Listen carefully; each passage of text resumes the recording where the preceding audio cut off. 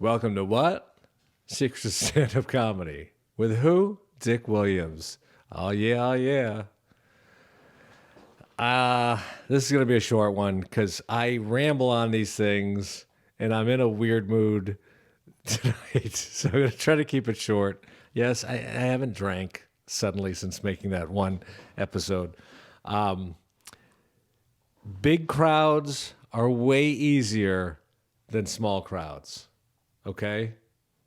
So when you're getting ready to do a 300 seat comedy club and you see all the people and you start getting nervous because you're used to doing a 20-person show, realize it is so much easier.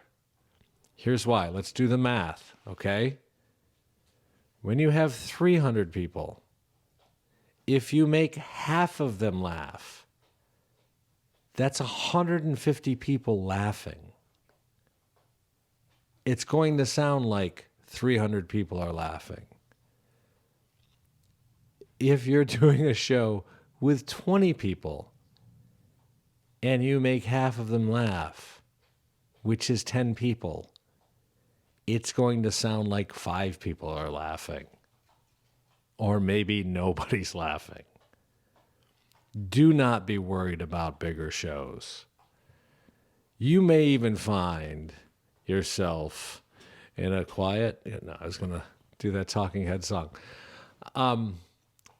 You may find that when you're doing bigger rooms and bigger crowds, that you have to actually slow down even more because the laughter starts coming in waves. It starts rolling in. It's hard to explain.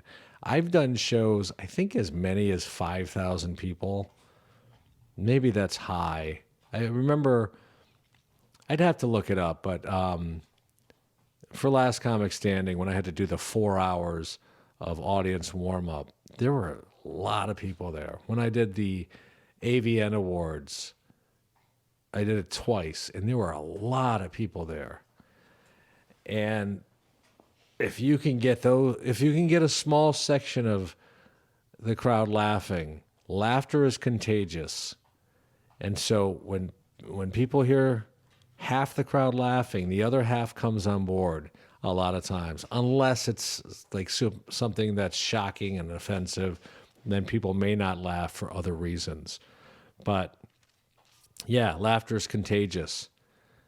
So don't ever, if you go into a place and they say, yeah, we have 500 people here tonight, that's less pressure.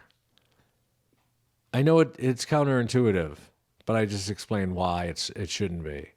You should go, oh, thank goodness, because I can win over 200 people pretty easily.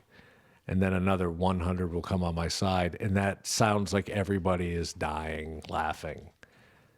Just like I said in one of the previous episodes of this, don't look at individuals in the crowd that are crossing their arms or not laughing, because then you'll get in your head and it'll throw you off, and you'll think, despite all the laughter you hear, and it takes a second with these bigger crowds for the laughter to hit you. And that's what I mean by it rolls in, because it comes in waves where some people will start laughing at one thing, other people will catch on, it'll start hitting you. So you have to adjust your timing on your material. But if you start focusing on some of the people in the front, there's always going to be somebody who's not laughing because they had a rough day, they don't want to be there, or they just don't find you funny. So try to look out into the crowd instead of focusing on any small group of people or individual. Big crowds plus, small crowds more difficult. Somebody told me recently that why can't I think of his name? Willie, what's the name? Stephen Wright. Yeah. Stephen Wright said that all comics should have to start out in arenas and then work their way down to small little rooms. And it's the same principle. It's very wise.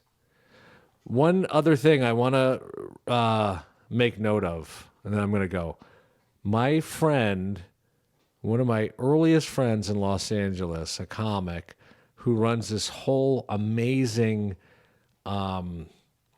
outdoor, like Tough Mudder type of make your own obstacle course. I don't know too much about it, but he sent me his movie. He was just on the latest episode of WTF with Mark Maron. I used to listen to WTF all the time back when it started. And then I got busy with life and all that. And I always looked up to Mark Maron as a comic. I always liked his particular style of comedy. And he and my friend, Matt B. Davis, have been friends for a long time. So Matt is on the most recent one. It's the best episode I've ever heard, bar none, because they go at it. They get into like a real little cat fight there. No offense, Matt, but man, they are just, it's so interesting to watch. You'll learn about comics listening to that one. You'll learn about insecurities and trying to one up each other and overpowering someone. And, you know, if I'll give you my opinion on it another time, or if you write a comment here in the comments about it, give me your take. Because I called Matt up. Just because it's like the equivalent of doing the Tonight Show nowadays, to be on WTF or Rogan for anybody. And that's what you're supposed to do when your friends have a win like that. Even though it seemed like, oh my gosh, these are friends and they're going at it, it's still awesome. So I called him, but I was also fascinated. I wanted to know what was really going on because I love studying people and studying the interpersonal workings and dynamics. And I was like, were you doing this because of this and this? And then I thought it was awesome you did this. And I don't want to give it away. I just think it's really excellent. And it's eye-opening. That's all I'm going to say.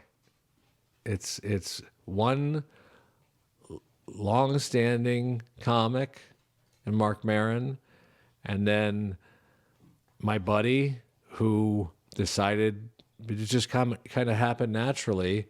He moved away from doing stand-up and built two businesses and has his own podcast and is doing extremely well. He's got a great life.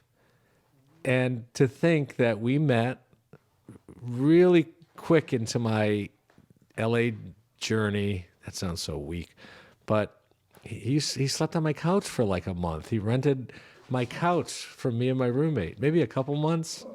And he's just a great guy. And all right, Willie, I know I got to wrap it up. All right, so watch it. WTF with Mark Maron. I'll put the link in the description here. See you in the next one.